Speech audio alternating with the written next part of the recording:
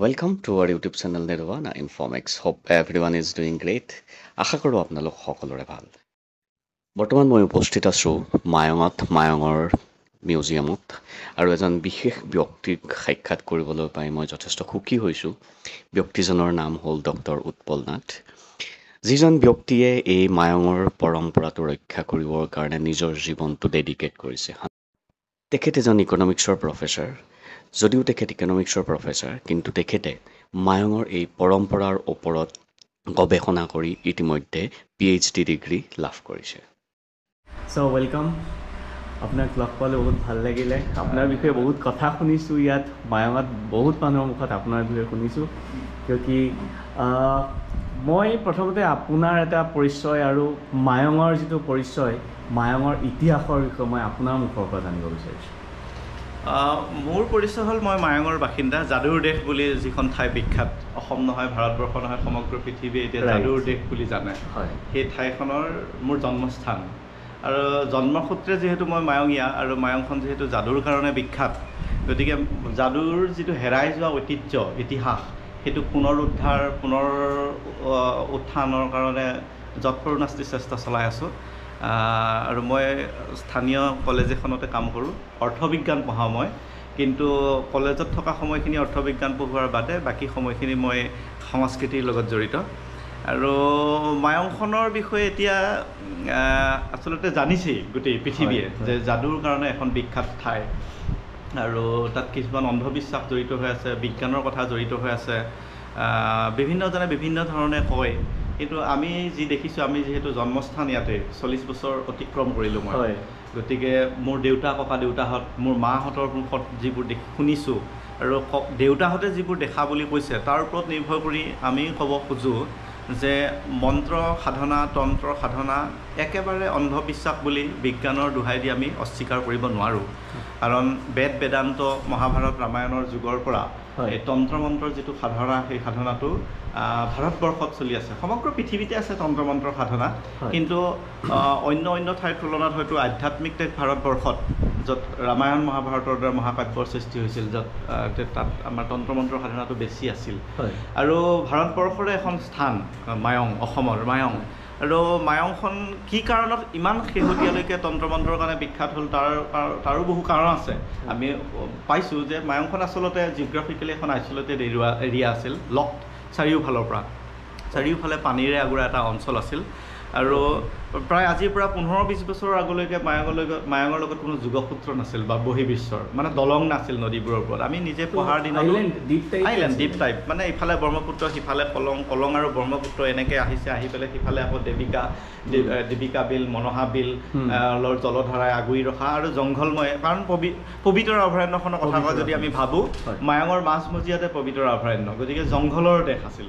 গতিকে ইয়াত মানে উপযুক্ত স্থল আছিল আৰু বহিৰ্বিশ্বৰ লগত কোনো সম্পৰ্ক নাছিল। সেইকাৰণে একেবাৰে শেহতীয়াকৈ, মানে আমি 20 শতিকালৈকে যেতিয়া গোটেই পৃথিৱী বিজ্ঞান আৰু প্ৰযুক্তিবিদ্যাত বহুদূৰ আগুৱাই গ'ল, তেতিয়াও মানে আমাৰ এই প্ৰাচীন প্ৰযুক্তি, মেজিকটোক আমি প্ৰাচীন ট্ৰেডিশ্যনেল ছায়েন্স বুলি ক'ব পাৰোঁ, এই প্ৰাচীন প্ৰযুক্তিৰ ওপৰত নিৰ্ভৰ কৰি এই সমাজখন বৰ্তি থাকিল, মানে 20 শতিকালৈকে, স্বাধীনতাৰ বহু পিছলৈকে। গতিকে তন্ত্ৰ মন্ত্ৰ সাধনাৰ ক্ষেত্ৰত কিছু পৰিমাণে বেছিকৈ বিখ্যাত হৈ ৰ'ল। আমি অন্ধবিশ্বাসো কিছু পৰিমাণে হয়তো থাকিব পাৰে, কিন্তু একে আষাৰে ওলাই পৰিব নোৱাৰোঁ, কাৰণ আমাৰ হাতত এভিডেঞ্চবোৰ আমি পাইছোঁ। 7ম-8ম শতিকাৰ যিখিনি আৰ্কিঅ'লজি আছে মায়ঙত, প্ৰচুৰ পৰিমাণে আৰ্কিঅ'লজিকেল মানে এভিডেঞ্চ আছে তন্ত্ৰ মন্ত্ৰৰ সৈতে জড়িত। কামাখ্যাক কেন্দ্ৰ কৰি যেতিয়া সমগ্ৰ কামৰূপত, মানে তাহানিৰ অসমখনত তন্ত্ৰ মন্ত্ৰৰ সাধনা চলিছিল, তাৰ লগে লগে মায়ঙতো চলিছিল। কাৰণ কামাখ্যাৰ লগত এটা মধুৰ সম্পৰ্ক আছে মায়ঙৰ। নদী পথেৰে মাত্ৰ 30 কিলোমিটাৰ মায়ঙৰ পৰা কামাখ্যালৈ। আৰু কামাখ্যাত যেতিয়া তন্ত্ৰ সাধকসকল একত্ৰিত হৈছিল, তেতিয়া উপযুক্ত সাধনাস্থল হিচাপে কামাখ্যাৰ পৰা মানে অকণমান চাৰিওফালে সন্ধান কৰিছিল আৰু মায়ঙখন উপযুক্ত স্থল হিচাপে নিৰ্বাচন কৰিছিল। আৰু উপযুক্ত স্থল হৈ আজিৰ তাৰিখতো আমি মায়ং পাহাৰৰ দাঁতিয়ে দাঁতিয়ে যিবোৰ নিজৰা আছে, সেই নিজৰাবোৰৰ পাৰে পাৰে যিবোৰ মানে মূৰ্তি আছে, তান্ত্ৰিকসকলৰ উপাস্য দেৱতা আৰু শিৱ পাৰ্বতী তাৰপিছত জুনিপীঠ শিৱলিংগ গণেশ এই যিবোৰ আৰ্কিঅলজি পাইছোঁ 7ম 8ম শতিকাৰ এই প্ৰমাণ কৰে যে 7ম 8ম শতিকাৰ পৰা এইটো শতিকা হয় 7ম 8ম শতিকা তাৰ আগলৈকেও আছিল হয়তো কিন্তু তাৰ আগলৈকে আমি কোনো এভিডেন্স দিব নোৱাৰোঁ 7ম 8ম এতিয়া শিৱ আৰু পাৰ্বতী জুনিপীঠ শিৱলিংগ এইবোৰ হ'ল তান্ত্ৰিকসকলৰ উপাস্য দেৱ দেৱী বা যন্ত্ৰ বুলি কওঁ যাক তেওঁলোকক আগত লৈ তেওঁলোকে সাধনা কৰিছিল আৰু এতিয়াও মায়ং পাহাৰৰ দাঁতিত কেঁচাখাইটি থান বৈৰাগী থান গণেশ থান শিৱ থান যিবোৰ আছে সেই থানবোৰলৈ যদি আমি যাওঁ মানে নিৰ্জন এটা পৰিৱেশ য'ত মানে সঁচা সঁচিকৈ যদি এজন মানে মানুহে 2 ঘণ্টা ধৰি মানে অকণমান মৌনব্ৰত অৱলম্বন কৰে কিবা এটা শক্তি যেন পোৱা যায় এনেকুৱা যেন নেচাৰেল শক্তি নেচাৰেল পাৱাৰ এনেকুৱা যেন পৰিৱেশ এতিয়াও গতিকে তাহানিতে কেনেকুৱা পৰিৱেশ হ'ব পাৰে আজিৰ তাৰিখতো তেনেকুৱা পৰিৱেশ গতিকে সেইবোৰৰ লগতে আমি গোটেই অঞ্চলটো আমি ছাৰ্ভে কৰিছোঁ ছাৰ্ভে কৰি আমি 400তকৈও অধিক মন্ত্ৰপুথি পাইছোঁ 400তকৈও অধিক এটা ক্ষুদ্ৰ অঞ্চলত মন্ত্ৰপুথি খাচী পাতত লিখা তোলা পাতত লিখা মণ্ডলী কাগজত লিখা মন্ত্ৰপুথি পোৱাটো ইমান সহজ কথা নহয় সেই মন্ত্ৰপুথিবিলাক আমি দেখিছোঁ তাত নিদ্ৰা বান টেকেলি বান ঠুমুৰি বান মালশ্ৰম মন্ত্ৰ বেৱাৰ মন্ত্ৰ এনেকুৱা ধৰণৰ মন্ত্ৰবিলাক যিবিলাক মানে ভয়ংকৰ ভয়ংকৰ মন্ত্ৰৰ সাধনা যিবোৰৰ কাৰণে মায়ংখন বিখ্যাত হৈছিল সেই মন্ত্ৰবিলাকৰ সাধনা আজিৰ তাৰিখত শিহৰণ হয় কাৰণ মন্ত্ৰবোৰ আমি নাম শুনিলেই কাল দীক্ষা মন্ত্ৰ বেৱাৰ মন্ত্ৰ আপোনাৰ কাল দীক্ষা মন্ত্ৰৰে সচংঘৰৰ পূজা কৰিছিল কাল দীক্ষা মন্ত্ৰৰে মানুহ নিধন কৰিব পাৰিছিল জীৱ জন্তু নিধন কৰিব পাৰিছিল লুক্ৰী মন্ত্ৰৰে মানুহ অদৃশ্য হ'ব পাৰিছিল তাৰপিছত থুমুৰি বান টেকেলি বান এইবোৰ বানেৰে মানুহক নিধন কৰিব পাৰিছিল তাৰপিছত আপোনাৰ উৰণ মন্ত্ৰ অগ্নিবান মন্ত্ৰ উৰণ মন্ত্ৰ ঠিক উৰি নাযায় কিন্তু খুব বহু দূৰৰ বাট মানে খুব কম সময়তে অতিক্ৰম কৰিব পাৰে আৰু কেনেকৈ অতিক্ৰম কৰে মানুহজনে নিজেই নাজানে যেতিয়া মন্ত্ৰটো সাধনা কৰি লৈ লয় এনেকুৱা ধৰণৰ মন্ত্ৰবিলাক আমি লিপিবদ্ধ ৰূপত পাইছোঁ আৰু সেইবোৰ আমি সাধু কথা হিচাপত শুনিছিলোঁ আমি বাস্তৱ ক্ষেত্ৰত নেদেখিলোঁ শুনিছিলোঁ যে আমি শুনিছিলোঁ মায়ঙত মানুহক ছাগলী বনাই দিব পাৰে মানুহক ছাগলীৰে ৰূপান্তৰ কৰা আমি হেৰি মন্ত্ৰটো পোৱা নাই কিন্তু মানুহক বাঘলৈ ৰূপান্তৰ কৰাৰ পদ্ধতি কেনেকুৱা আছিল সেই কথাটো আমাৰ এতিয়াও যিজন আমাৰ আছে ঊৰ্ধৰ বেজ প্ৰবীণ শইকীয়া তেখেতে খুব সুন্দৰকৈ মানে পদ্ধতিটো জানে মানুহক বাঘলৈ ৰূপান্তৰ কৰিব লগা হ'লে শ্মশানলৈ আমাৰ নিশাৰ ৰাতি শ্মশানলৈ গৈ কলপাতত তেল সেন্দুৰ খান্দি মানুহজনক যিজন মানুহক মানে বাঘ কৰিব আৰু সেইজন মানুহক উলংগ কৰি লৈ মানে কলপাতত মেৰিয়াই দিয়ে লাৰু কৰি মেৰিয়াই দিয়ে আৰু মন্ত্ৰটো মানে পাঠ কৰি থাকে আৰু কিছু মুহূৰ্তৰ পিছত তেওঁ বাঘলৈ ৰূপান্তৰ হৈ গুচি যায় তেওঁ আকৌ মানুহ হ'ব পাৰে সেইটো পদ্ধতি আছে কিন্তু সেই পদ্ধতিটোত যদি কিবা কাৰণত অকণমান মানে ভুল হৈ যায় তেনেহ'লে কিন্তু তেওঁ আৰু ঘূৰি আহিব নোৱাৰে পদ্ধতি মানে কি তেওঁ যিখিনি পিন্ধা কাপোৰ সেই পিন্ধা কাপোৰখিনি ঘৰৰ মানুহে লৈ থাকে এটা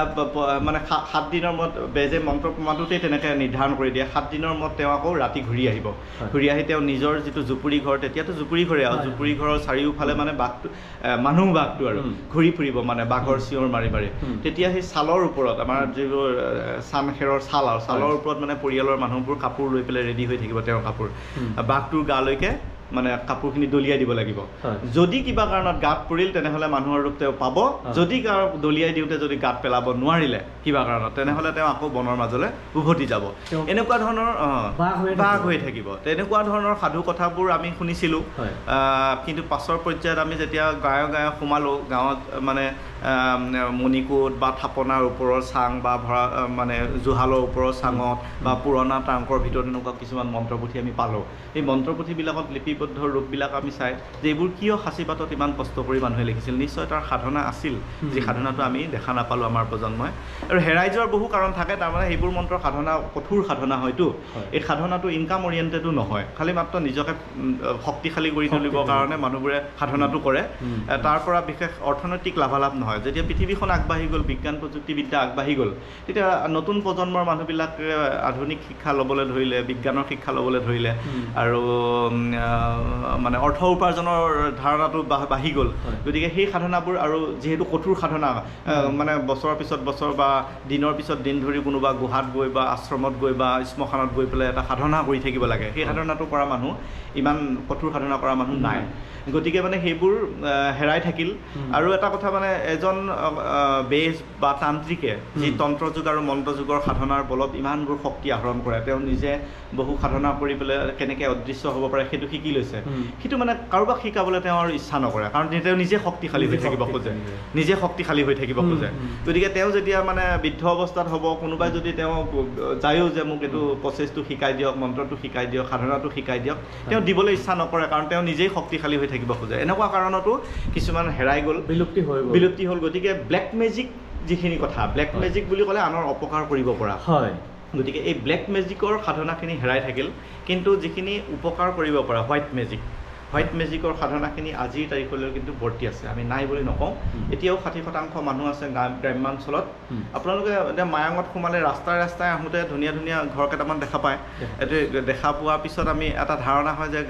ঠাইখন বহুত উন্নত আমি যেনেকৈ ভাবি আহিছিলোঁ জহত কিন্তু সেইটো নহয় ৰাস্তাৰ কাষলৈ আচলতে অকণমান ধনবান মানুহখিনি উঠি আহিছে এটা সুন্দৰকৈ আছাম টাইপৰ ঘৰ বনাইছে কিন্তু গাঁৱৰ যেতিয়া পদূলিৰ মাজেৰে সোমাই যোৱা যাব মানে মেইন ৰোডৰ পৰা যেতিয়া আমি চাবৱে ল'ম গাঁৱৰ মাজলৈ তেতিয়াহে আচল গাঁৱৰ ৰূপটো দেখা পোৱা যায় যে গাঁওখন প্ৰাচীন গাঁও হৈ আছে আজিকালি বাৰু এতিয়া চৰকাৰে আমাৰ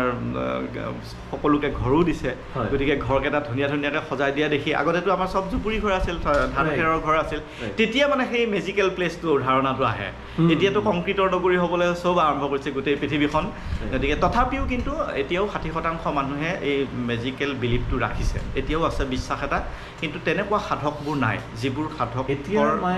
কিমান আছে কিমান বেজ আছে এতিয়া ধৰক আমি 60ৰ ঊৰ্ধ্বৰ যিখিনি মানুহ 60ৰ ঊৰ্ধ্বৰ মানুহ প্ৰতিগৰাকী আইতা বা ককাৰ ওচৰলৈ আপুনি যাওক তেওঁ এটা বা দুটা হ'লেও মন্ত্ৰ গাই শুনাব সেইটোৱে মায়াঙৰ একক আৰু অনন্য বৈশিষ্ট্য এটাই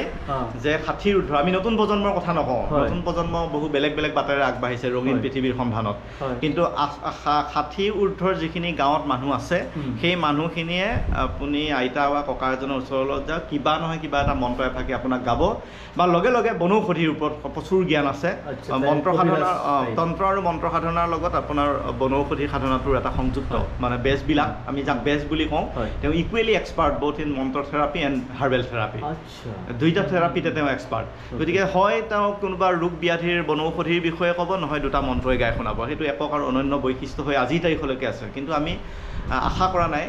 যে অনাগত ভৱিষ্যততো এই বৈশিষ্ট্যটো জীয়াই থাকিব কাৰণ নতুন প্ৰজন্ম আগ্ৰহী নহয় বিভিন্ন কাৰণত এখন ৰঙীন পৃথিৱী আমাৰ চকুৰ সন্মুখত আছে এইটো আৰু মোবাইলটো তেতিয়া যিটো যাদু হয় বিনা কষ্টত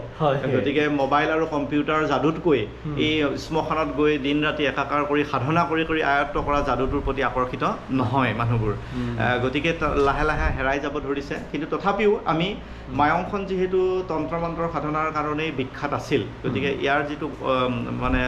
স্থানীয় বৈশিষ্ট্য সেইখিনি অটুট ৰাখিবলৈ আমি সংগ্ৰহালয়টো স্থাপন কৰিছোঁ মায়ং গ্ৰাম্য সংগ্ৰহালয়ৰ গৱেষণা কেন্দ্ৰত আমি সেই যাদুকৰী ইতিহাসৰ সৈতে সম্পৰ্কিত বিভিন্ন উপাদানসমূহ আমি সংৰক্ষণৰ চেষ্টা কৰিছোঁ আৰু লগে লগে যিখিনি বেজ কবিৰাজ আছে সেই বেজ কবিৰাজখিনিকো এটা মান্যতা আমি প্ৰদান কৰিছোঁ ছ'চিয়েল আৰু এইটোতো আইনগত মান্যতা আমি দিব নোৱাৰোঁ ছ'চিয়েলি এটা আমি তেওঁলোকক সন্মান দিছোঁ যে আপোনালোকৰ যি জ্ঞান এই জ্ঞান কেতিয়াও মানে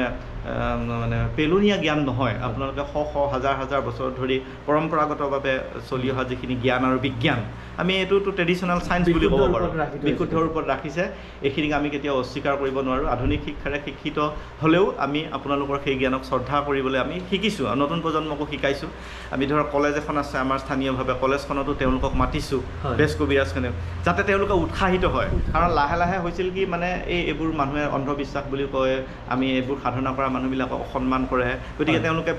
পেলাই দিছিল সেই সাধনাখিনি কিন্তু আমি কলেজত আমি তাৰ ওপৰত নেশ্যনেল ছেমিনাৰ পাতিছোঁ ইণ্টাৰনেশ্যনেল ৱেবিনাৰ পাতিছোঁ তন্ত্ৰ মন্ত্ৰ সাধনাৰ ওপৰত আৰু বেজ কবিৰাজখিনিক আমি ৰিচোৰ্চ পাৰ্চন কৰি মাতিছোঁ তেওঁলোকক সমল ব্যক্তি আমি নেশ্যনেল ছেমিনাৰ কলেজত পাতিছোঁ কোনো বিশ্ববিদ্যালয় মহাবিদ্যালয়ৰ অধ্যাপিকাক আমন্ত্ৰণ কৰা নাই আমি সেই গাঁৱৰ বেজ কবিৰাজবিলাকক মানে তেওঁলোকক সমল ব্যক্তি হিচাপে আমি মঞ্চত আসন গ্ৰহণ কৰাই তেওঁলোকক সমল ব্যক্তি কৰাইছোঁ এতিয়া অট'মেটিকেলি তেওঁলোকে আৰম্ভ কৰিছে যে আমাৰ জ্ঞানখিনি এটা মূল্য আছে গতিকে তেওঁলোকে এইটো সাধনা কৰিবলৈ আৰম্ভ কৰিছে আৰু নতুন প্ৰজন্মকো আমি মানে অলপ চেষ্টা কৰিছোঁ যে আমি নতুন পৃথিৱীৰ নতুন জ্ঞানখিনি আমি ল'ম লগে লগে আমি পৰম্পৰাগত যিখিনি জ্ঞান সেই জ্ঞানখিনিৰ মাজতোনো কিবা বিজ্ঞান কিজানি লুকাই থাকিব পাৰে আমি তাৰ ওপৰত গৱেষণা কৰিব লাগিব আৰু তাৰ কাৰণে আমি অন্ততঃ সংস্কৃতিটো জীয়াই ৰাখিব লাগিব তো বিজ্ঞানে কি কয় সেইটো ডাঙৰ কথা নহয় কিন্তু সংস্কৃতিৰ ৰূপত আমি তন্ত্ৰ মন্ত্ৰৰ সাধনাটো জীয়াই থাকিলে ইয়াৰ এটা পৰ্যটন কেন্দ্ৰিক মূল্যও আছে কাৰণ পৰ্যটকসকলেও এতিয়া প্ৰাচীন পৃথিৱী এখনৰ প্ৰাচীন সৌন্দৰ্য বিচাৰি পেলাই ঘূৰি ফুৰে কংক্ৰিটৰ পৃথিৱীয়েতো মানুহক অকণমান আমুৱাইছে তাৰমানে আমি গম পোৱা গতিকে মানে প্ৰাচীন গাঁও এখনলৈ গৈ প্ৰাচীন টেকন'লজি যিটো মানে পৌৰাণিক প্ৰযুক্তি সেই প্ৰযুক্তিৰে এখন সমাজ কেনেকৈ চলি আছে আজিৰ তাৰিখলৈকে এতিয়া আমাৰ এই এজন মাত্ৰ MBBS ডক্টৰ আছে এই অঞ্চলটোত প্ৰায় 1.5 লাখ 2 লাখ জনসংখ্যা বৃহত্তৰ মায়ং অঞ্চলটোত 1.5-2 লাখ জনসংখ্যাত এজন মাত্ৰ MBBS ডক্টৰ গতিকে যিকোনো এটা ৰোগ ব্যাধি হ'লে তাৰমানে সেই MBBS ডক্টৰজনে কভাৰ কৰিব নোৱাৰে গোটেই অঞ্চলটো গতিকে পেৰেলেলি আমাৰ ট্ৰেডিশ্যনেল মেডিচিনেল চিষ্টেম মন্ত্ৰ চিকিৎসা বনৌষধি চিকিৎসা এইটো চলিয়ে আছে যদিহে বেজ কবিৰাজে যিকোনো ৰোগ বা ব্যাধি ভাল কৰিব নোৱাৰে তেতিয়াহে গুৱাহাটী মৰিগাঁও বা নগাঁৱলৈ মানুহখিনি দৌৰে মানে আধুনিক চিকিৎসাৰ সন্ধানত গতিকে প্ৰাচীন মানে এটা পৰম্পৰা আৰু ৰীতি নীতিৰ আধাৰতে সমাজ এখন এতিয়াও বৰ্তি আছে গতিকে সেই আৰু এতিয়াতো মই এনেকৈও ভাবিবলৈ আৰম্ভ কৰোঁ আপুনি ইকনমিক্সৰ ময়ো ইকনমিক্সৰ যিটো ছাষ্টেইনেবল ডেভেলপমেণ্টৰ ধাৰণা বহনক্ষম উন্নয়নৰ জৰিয়তে পৃথিৱীখন বেছি দিনলৈ বাচি থাকিবলৈ হ'লে আমি প্ৰাচীন প্ৰযুক্তিক অকণমান অগ্ৰাধিকাৰ দিব লাগিব প্ৰাচীন প্ৰযুক্তিখিনিহে ছাষ্টেইনেবিলিটিটো মেইনটেইনটো কৰে যে যিখিনি মানে আমাৰ আধুনিক প্ৰযুক্তি এই আধুনিক প্ৰযুক্তিৰ যোগেদি আমি পৃথিৱীখন বা আমাৰ সভ্যতাটো দ্ৰুতগতিত আগুৱাই গৈছে আমি মানি লৈছোঁ কিন্তু পৃথিৱীখনৰ আয়ুস কিন্তু কমি আহিছে সেই হিচাপে গতিকে আমি পৃথিৱীখনৰ আয়ুস বঢ়াবলৈ হ'লে আমি প্ৰাচীন প্ৰযুক্তি যিখিনি মানে সাস্টেইনেবিলিটি আছে সেইখিনি সেই দৃষ্টিভংগীৰো তাৰমানে মায়ংখনৰ এই বনৌষধিৰ চিকিৎসা মন্ত্ৰ চিকিৎসাৰ পদ্ধতিটো মানে জীয়াই থকাটো উচিত বুলিয়ে মই ভাবোঁ কাৰণ মন্ত্ৰ চিকিৎসাৰ পদ্ধতিটোৱে কাৰোবাক উপকাৰ নকৰিব পাৰে কিন্তু অপকাৰ নকৰে মই অপকাৰ কৰা দেখা নাই কোনো সাইড এফেক্ট নাই বৰং এনেকুৱা হয় তাৰমানে এটা উইল পাৱাৰ বৃদ্ধি কৰে মানে খাপে কামোৰাৰ লগে লগে যেতিয়া তিলক হাজৰিকা বেজ আহি যাব তেতিয়া মানে মানুহজন অট'মেটিকেলি তিলক হাজৰিকা আহিল যিহেতু মোৰ আৰু একো নহয় মানুহৰ উইল পাৱাৰটো মাইণ্ডত এটা হিলিং ষ্টাৰ্ট হয় অট'মেটিকেলি আমাৰ প্ৰতিৰোধী যিবোৰ হৰমন এইবোৰ উৎপন্ন হ'বলৈ আৰম্ভ কৰে আৰু মানে এণ্টি এইখিনি তেতিয়া মানুহজন অট'মেটিকেলি কিয়ৰ হয় এইটো এটা চেল্ফ হিলিঙো আৰু এটা চাইক'লজিকেল হিলিঙো সেইকাৰণে অতি শিক্ষিত মানুহখিনি তন্ত্ৰ মন্ত্ৰৰ যোগেদি একো কামত নাহে মানে শিক্ষিত হ'লেও এটা বিশ্বাস থাকিব লাগিব বিশ্বাস এটা থাকিব লাগিব কিন্তু মই এনেকুৱাও দেখিছোঁ মানে মই সপক্ষে বিপক্ষে বা বিতৰ্ক ক'ব খোজা নাই এনেকুৱাও দেখিছোঁ যে ফিজিক্স কেমেষ্ট্ৰিত মাষ্টাৰ ডিগ্ৰী বা MBBSৰ ডিগ্ৰীধাৰী মানুহো একেবাৰে উপায়হীন হৈ বেজ কবিৰাজৰ ওচৰ চাপিছে যেতিয়া মানে তেওঁলোকে আধুনিক কোনো চিকিৎসাই তেওঁলোকক একো কৰিব পৰা দীৰ্ঘদিনীয়া ৰোগ মানে আধুনিক চিকিৎসাই তেওঁলোক আৰোগ্য হ'ব পৰা নাই তেতিয়াই তেওঁলোকে মানসিকভাৱে ভাঙি পৰিবলৈ আৰম্ভ কৰে যে নিশ্চয় কিবা এটা ঐশ্বৰিক শক্তি আছে নিশ্চয় কিবা এটা যাৰ কাৰণে মই ইমান মেডিচিন খাইছোঁ ইমান ডাঙৰ ডাঙৰ ডাক্তৰৰ ওচৰলৈ গৈছোঁ তথাপিও মই ভাল হোৱা নাই তেনেকুৱা এক্সাম্পল আছে নি আছে মই ধৰক মই নামসহ মই উদাহৰণ ক'বলৈ আছে মই আছে এটা দুটা এক্সাম্পল আছে মই নিজে পাইছোঁ তেনেকুৱা মানুহ পাইছোঁ মানে বিজ্ঞানৰ আধুনিক শিক্ষাৰে শিক্ষিত বহু মানুহ পাইছোঁ মানে শেষ মুহূৰ্তত তেওঁলোক মানসিকভাৱে মানে ভাগি যায়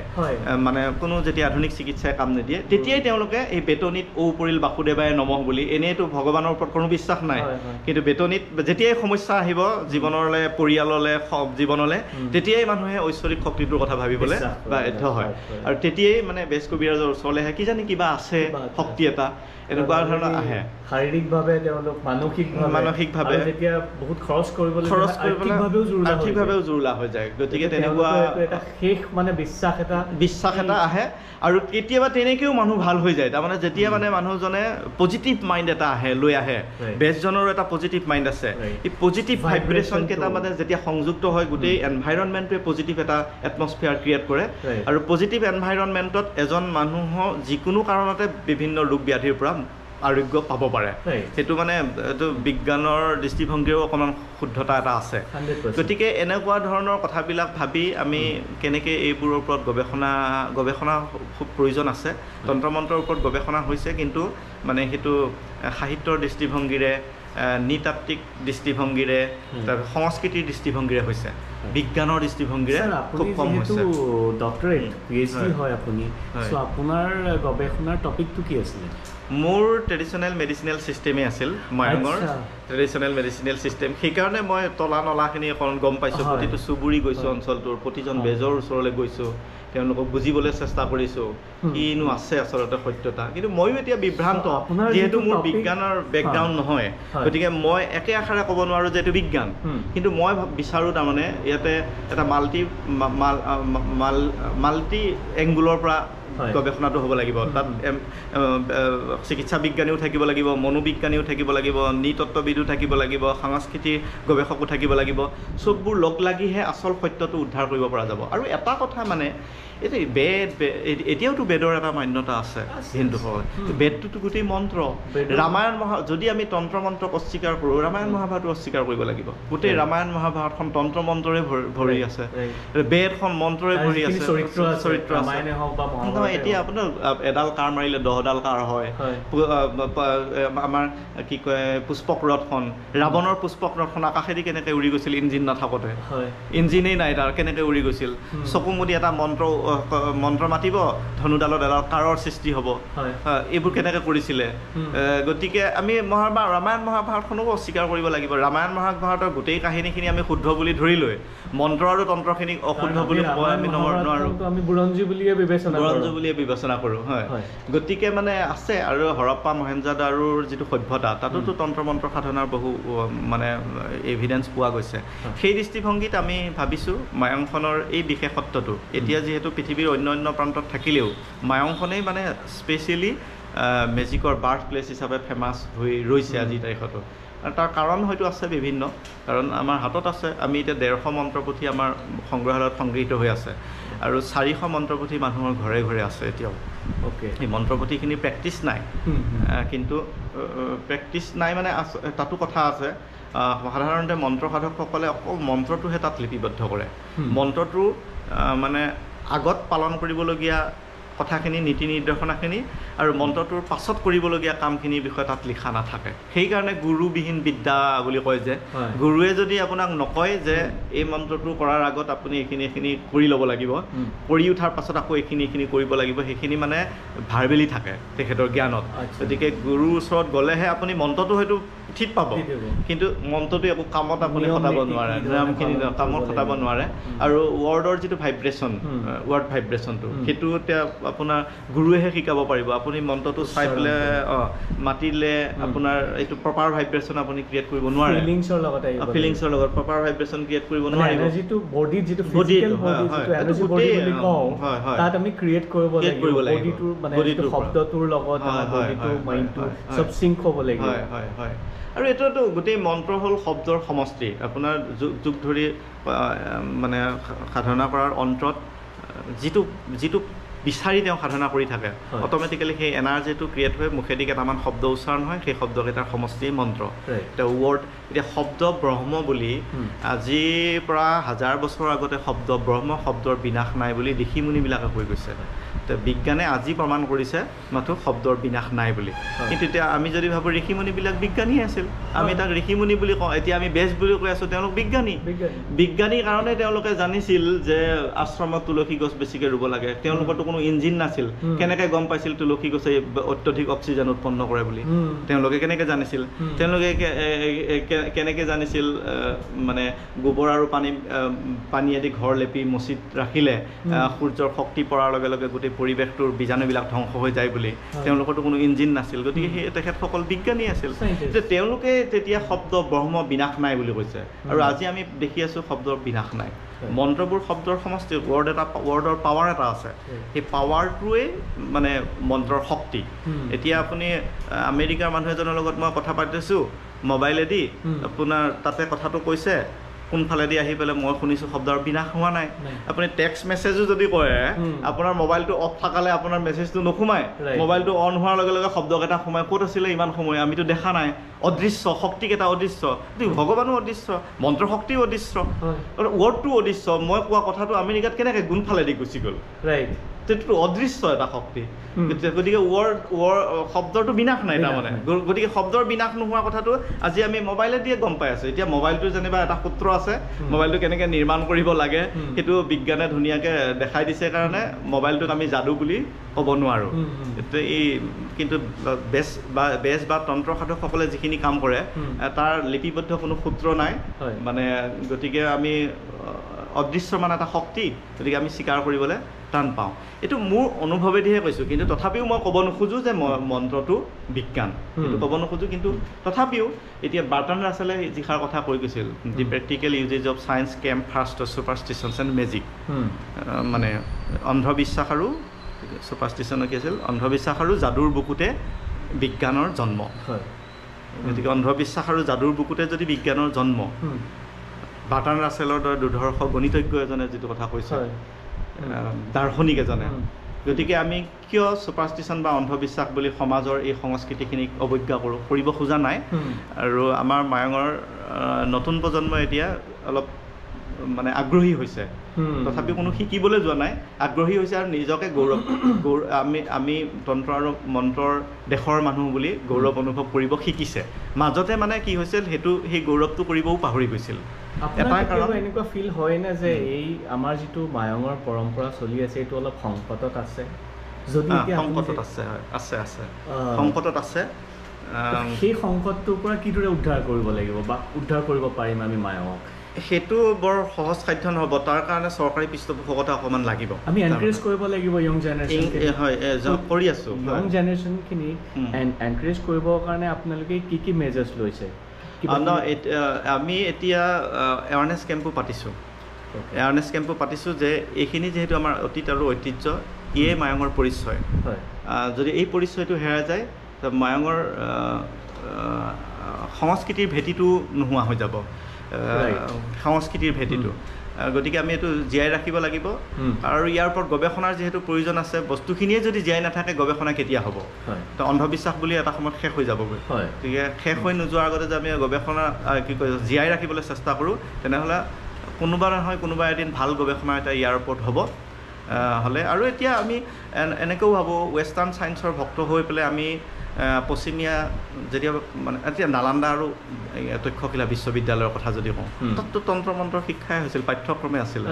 নালন্দা বিশ্ববিদ্যালয় তক্ষশিলা বিশ্ববিদ্যালয়ৰ দৰে বিশ্ববিদ্যালয়বোৰ কোনে ধ্বংস কৰিলে পশ্চিমীয়া শিক্ষা ব্যৱস্থা আহি পেলাই যেতিয়া ব্ৰিটিছৰ ৰাজত্ব চলিল তেতিয়া আমাৰ ভাৰতীয় যিটো শিক্ষা ব্যৱস্থা সেই শিক্ষা ব্যৱস্থাটো ধ্বংস কৰি দিলে ধ্বংস কৰি ৱেষ্টাৰ্ণ এডুকেশ্যন প্ৰভাৱ পেলালে আৰু আমি গাঁৱৰ মানুহবোৰে মানে ইংৰাজী শিক্ষা বা পাশ্চাত্যৰ বিজ্ঞান শিক্ষাৰ প্ৰতি আকৰ্ষিত হোৱাৰ পিছত আমাৰ যিখিনি পৰম্পৰাগত বিজ্ঞান ভাৰতবৰ্ষৰ পৰম্পৰাগতভাৱে হাজাৰ হাজাৰ বছৰ ধৰি যিখিনি সেইখিনিক আমি অৱহেলা কৰিবলৈ ল'লোঁ আৰু ডেভেলপমেণ্ট এটা পৰ্যায়ত স্থবিৰ হৈ গ'ল ৰৈ গ'ল স্বাধীনতাৰ আগতেই ৰৈ গ'ল ব্ৰিটিছৰ শাসন তেতিয়াৰ পৰা মানে আমাৰ যিটো প্ৰাচীন প্ৰযুক্তি আমাৰ প্ৰাচীন জ্ঞান প্ৰজ্ঞা সেইখিনিক অৱহেলা কৰাৰ কামটো সেই তেতিয়াৰ পৰাহে আৰম্ভ হৈছে তাৰ আগলৈকেতো নাছিলে গতিকে সেইটোক আমি আকৌ অল্টাৰ কৰিব লাগিব এতিয়া নিউ এডুকেশ্যন পলিচিয়ে সেই কামটো কৰিছে কিন্তু এতিয়া আমাৰ যিটো নতুন ৰাষ্ট্ৰীয় শিক্ষানীতি তেতিয়া ভাৰতৰ এই যিখিনি প্ৰাচীন জ্ঞান প্ৰজ্ঞা সেইখিনিৰ ওপৰত আকৌ গুৰুত্বটো ঘূৰাই আনিবলৈ চেষ্টা কৰিছে আৰু এতিয়া আকৌ নতুন প্ৰজন্ম এটা আকৌ সৃষ্টি হ'ব কাৰণ LP পৰ্যায়ৰ পৰা একেবাৰে বিশ্ববিদ্যালয় পৰ্যায়লৈ যেতিয়া ভাৰতীয় জ্ঞান প্ৰজ্ঞাৰ বিষয়ে আকৌ অধ্যয়ন কৰিবলৈ আৰম্ভ কৰিব তেতিয়া ইয়াৰ ডেভেলপমেণ্টটো আকৌ ৰিষ্টাৰ্ট হ'ব আৰু সেইটো এই যোৱা বৰ্ষৰ পৰা আৰম্ভ হৈছে সমগ্ৰ ভাৰতবৰ্ষত নতুন ৰাষ্ট্ৰীয় শিক্ষানীতিৰ অধীনত ভাৰতীয় জ্ঞান প্ৰজ্ঞাৰ ওপৰত তেতিয়া কি হ'ব যেতিয়া সেই নিউ জেনেৰেশ্যনটো যে গঢ়ি উঠিব তেতিয়া তেওঁলোকে এই বস্তুবিলাকৰ প্ৰতি আকৌ আকৰ্ষিত হ'ব কাৰণ তেওঁলোকে পঢ়ি আহিব নহয় সৰুতেই কিন্তু আমাৰ যিটো প্ৰজন্ম বা আমাৰ দেউতাহঁতৰ যিটো প্ৰজন্ম মানে ব্ৰিটিছৰ শাসনকালৰ পিছৰ পৰা ইষ্ট ইণ্ডিয়া কোম্পানী প্ৰৱেশ কৰাৰ পিছৰ পৰা আজিৰ তাৰিখলৈকে পশ্চিমীয়া শিক্ষা ব্যৱস্থাৰ আধাৰতে ভাৰতৰ শিক্ষা ব্যৱস্থাটো চলি থাকিল আমাৰ যে এটা সক্ৰিয় শিক্ষা ব্যৱস্থা আছিল নালন্দা বিশ্ববিদ্যালয়ৰ পৰা সেইটো ধ্বংস হৈ থাকিল নহয় গতিকে আমিবোৰে এতিয়া আমি অধ্যয়ন কৰি বা অকণমান গভীৰভাৱে চাই পেলাইহে আকৰ্ষিত হৈছোঁ কিন্তু যদি আমি অকল পাঠ্যক্ৰমত শিকি অহা কথাবিলাককে গুৰুত্ব দিওঁ আমিতো এইবোৰ অন্ধবিশ্বাস বুলিয়েই বাদ দিম কিন্তু আজিৰ প্ৰজন্ম নতুন প্ৰজন্ম যিটো আকৌ আৰম্ভ হ'ব তেওঁলোকে কিন্তু লাহে লাহে ঘূৰি আহিব ভাৰতীয় লজিকেলি ভাবিব যে আমাৰ কি আছিল কিয় আমি এইবোৰ আমাৰ ডেভেলপমেণ্ট নহ'ল এটা পৰ্যায়ত আমাৰ ৰৈ গ'ল স্থবিৰ হৈ গ'ল আৰু আমি কি কৰা উচিত এইটো নতুন প্ৰজন্মই ভাবিব বুলিও আশাবাদী হয় কাৰণ এতিয়া বহুত পশ্চিমীয়া মানুহৰ যিখিনি সংস্কৃতিৰ পৰা এতিয়া যিখিনি মানে ইষ্টৰ মানে পূব দেশৰ যিবিলাক সংস্কৃতি সেইখিনিলে বেছিকৈ মানুহ সাপলি মেলিছে হয় বহুত যেনেকৈ US বা ইউৰোপিয়ান কাণ্ট্ৰিজখিনি যেনেকৈ পেৰেণ্টছৰ লগত ল'ৰা ছোৱালীখিনি নাথাকে ঠিক আছে কিন্তু এতিয়া যেতিয়া ইণ্ডিয়াত আহে তেওঁলোকে দেখি পেলাই এইটো এটা কালচাৰেল শ্বক তেওঁলোকৰ সেইখিনি শ্বিফ্ট হৈছে এতিয়া ঠিক তেনেকৈ লাহে লাহে হ'ব হয় কাৰণ এইটো আমাৰ ভাৰতীয় যিটো ব্যৱস্থা মানে আধ্যাত্মিক ভেটি এটাৰ ওপৰত নিৰ্ভৰ কৰি সমাজ চলাৰ যিটো ব্যৱস্থা সেইটোৱেহে পৃথিৱীখন বেছি শান্তিত আৰু বেছি দীৰ্ঘদিনৰ কাৰণে ৰাখিব পাৰিব এই বেছিভাগ মানে বেছি যান্ত্ৰিক হৈ মানে অকল নিজৰ কাৰণেই মই নিজেই বুলি ভাবি পেলাই যিবোৰ ব্যক্তিকেন্দ্ৰিক কাম কাজ চলিছে ভোগসব্যস্তৰ পৃথিৱী সেইবোৰ চলিছে ভোগসব্যস্তৰ পৃথিৱীখন এইটোতো বেছিদিন পৃথিৱীখন নাথাকিবগৈ বাছি নাথাকে এতিয়া মানুহবোৰ অশান্তি পাবলৈ আৰম্ভ কৰিছেতো মানুহবোৰে কাৰণ গাঁৱৰ সৌন্দৰ্যৰ প্ৰতি আকৰ্ষিত হ'বলৈ আৰম্ভ কৰিছে তাকেই আমি ভাবিছোঁ কি কৰিব পাৰোঁ হয় আৰু Mayang is a land of black magic বুলি কিয় কোৱা হয় ইয়াত অকল ব্লেক মেজিক সেইটোৰ ওপৰত ইমান এমফেচাইজ কিয় কৰা হ'ল সেইটো মানে সাধাৰণতে ভাল কথাৰ প্ৰচাৰটো কম হয় বেয়া কথাৰ প্ৰচাৰটো তৎক্ষণাত বেছি হয় যেতিয়া আচৰিত ঘটনা কিছুমান মায়াঙত সংঘটিত হৈছিল আমি যিবোৰ সাধু কথা হিচাপত শুনিছোঁ আৰু মানুহ বাঘলৈ ৰূপান্তৰ হৈছিল মানুহ কাল লিখা মন্ত্ৰই মানুহ নিধন কৰিছিল বেৱাৰ মন্ত্ৰ উৰণ মন্ত্ৰ এইবিলাকৰ সাধনা হৈছিল গতিকে সেই প্ৰচাৰখিনি অলপ আচৰিত ধৰণৰ লগা কথাবিলাকৰ প্ৰচাৰটো বেছি হ'ল বেছি হোৱাৰ কাৰণে Mayang is a land of black magic বুলি কৈ থোৱা হ'ল কিন্তু ব্লেক মেজিক নহয় Mayang is a land of মেজিকত ব্লেক মেজিকো থাকিব হোৱাইট মেজিকো থাকিব এতিয়া আজিৰ তাৰিখতো ব্লেক মেজিকৰ সাধনা একো নাই কিন্তু আমি নাই বুলি ক'ব নোৱাৰোঁ কিয় মন্ত্ৰপুথিখিনি পাইছোঁ আগতে সাধনাটো আজিৰ তাৰিখত নাই কিন্তু হোৱাইট মেজিকখিনি চলি আছে গতিকে মেজিক বুলি কোৱাটো বেছি উচিত বুলি ভাবোঁ Mayang is a land of magic মন্ত্ৰৰ দেশ এতিয়া মেজিক তন্ত্ৰৰ দেশ এতিয়া মেজিক বুলি ক'লে সেইটো এটা কথা যাদু শব্দটোৱে আকৌ বেলেগ কথা সাঙুৰি ৰাখে এতিয়া এম হুছেইনৰ যাদু স্কিল হ'লে গ'ল PC চৰকাৰৰ যাদুটোও যাদু তাত কিন্তু তন্ত্ৰ মন্ত্ৰৰ সাধনাটো নাথাকে কিন্তু মায়াঙত যিটো যাদু সেই যাদুটো হ'ল যুগ সাধনা তন্ত্ৰযুগ আৰু মন্ত্ৰযুগৰ সাধনা ইয়াত হেণ্টিক্স বা চায়েন্স বোলা বস্তুটো মানে PC চৰকাৰ বা এম হুছেইনৰ যিটো যাদু তেনেকুৱা যাদু নাই যিকোনো মানুহে স্কিলটো ডেভেলপ কৰিব পাৰে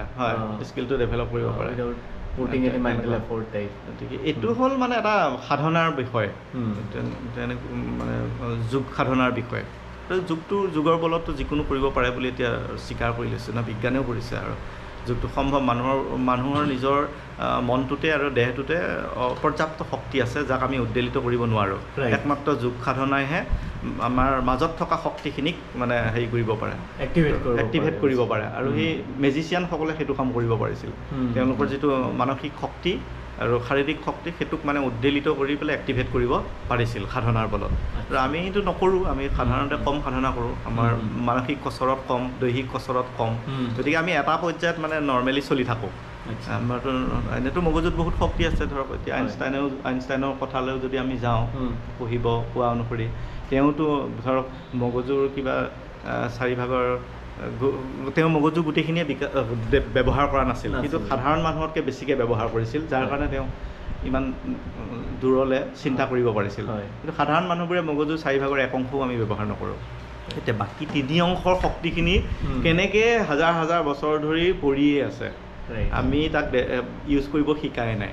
1 অংশ ব্যৱহাৰ কৰি বেছিভাগে 1 অংশও নকৰে আমি এটা ধুনীয়াকৈ চলি আছোঁ কিন্তু এই যাদুকৰসকল তান্ত্ৰিকসকল সাধকসকল ঋষিমুনিসকল বিজ্ঞানীসকলে মানে সাধাৰণ মানুহতকৈ বেছি অংশ মগজু ব্যৱহাৰ কৰিব শিকিছিল যাৰ কাৰণে তেওঁলোকে সিমানখিনি অসাধ্য সাধন আমি কল্পনা কৰিব নোৱাৰা ধৰণে কৰি পেলাই আমি যিটো কল্পনা কৰিব আমাৰ কাৰণে ইম্পচিবল হয় তেওঁলোকৰ কাৰণে ইম্পচিবল নহয় আৰু আমি তেওঁলোকে বুজাই থাকিলেও আমি নুবুজো কিন্তু সেইটো কথা কাৰণ আমাৰ এক অংশহে কাম কৰি আছে বেঞ্চমাৰ্কটো বেলেগ হ'ব বেঞ্চমাৰ্কটো বেলেগ যদি এজন মানুহ ফৰ এক্সাম্পল যিজন মানুহ ছাপ'জ 10টা বজাত শুই উঠে তো তেওঁক যদি কোৱা হয় তুমি 4টা বজাত উঠিব লাগিব সি ক'ব এইটো মোৰ কাৰণে ইম্পচিবল বুলি কিন্তু যিজন মানুহ 6টা বজাত শুই উঠে তেওঁক যদি কোৱা 4টা বজাত শুই উঠিবা তো তেওঁ ক'ব পাৰে এটলিষ্ট ঠিক আছে মই ট্ৰাই কৰিম ক'ব পাৰে সম্ভৱ মোৰ সেইটো লেভেলটো আৰু আণ্ডাৰষ্টেণ্ডিঙৰ লেভেলটো তেওঁলোকৰ সেই পৰ্যায়ত গুচি গ'ল ব্ৰেইনৰ ব্যৱহাৰৰ যোগেদি আমি তেওঁলোকে কৈ থকা কথাখিনি বুজি নাপাওঁ কাৰণে কাম নাই বুলি কৈ থৈ এনেকুৱা ধৰণৰ কিছুমান গেপ আছে গোটেই কথাবিলাক বিতৰ্কমূলক আলোচনাৰ প্ৰয়োজন আছে গৱেষণাৰ প্ৰয়োজন আছে শুদ্ধ আৰু এটা মানে কি সত্য সিদ্ধান্তত উপনীত হ'বলৈ বহুত সময় অপেক্ষা কৰিব লাগিব এতিয়া বহুত সময় অপেক্ষা কৰিব আৰু আমাৰ এই টপিকটোৰ ওপৰত আৰু কিমান লোকে ইয়াত গৱেষণা কৰি আছে বা আগতে অলৰেডি কৰি গ'ল যেতিয়া আপুনি গৱেষণা কৰি আছিলে আপুনিওতো ৰিচাৰ্চ কৰিবলৈ আপুনি বহুত কিতাপ এনেই সৰুকৈ মানে ৰিচাৰ্চ প্ৰজেক্ট ভালেখিনি হৈছে বেলেগ ইউনিভাৰ্চিটি বাহিৰৰ ইউনিভাৰ্চিটিও আহিছে কিন্তু বেছিভাগ মানে সাংস্কৃতিক দৃষ্টিভংগীৰে হৈছে বিজ্ঞানৰ দৃষ্টিভংগীৰে হোৱা নাই চাইণ্টিফিকেলি হোৱা নাই মানে সাংস্কৃতিক বা নৃতাত্ত্বিক দৃষ্টিভংগীত হৈছে বহু দেশৰ মানুহ আহিছে ইউনিভাৰ্চিটি অফ টাৰ্টো তাৰপিছত Oxford University Oregon University Michigan State University এইক্ষেত্ৰত সকলো আহিছে 3-4 দিন ধৰি আছে মই নিজেও হেল্প কৰি দিছোঁ ৱৰ্কশ্বপ পাতিছে মায়ঙতে তন্ত্ৰ মন্ত্ৰৰ ওপৰত মানে আলোচনা চক্ৰ হৈছে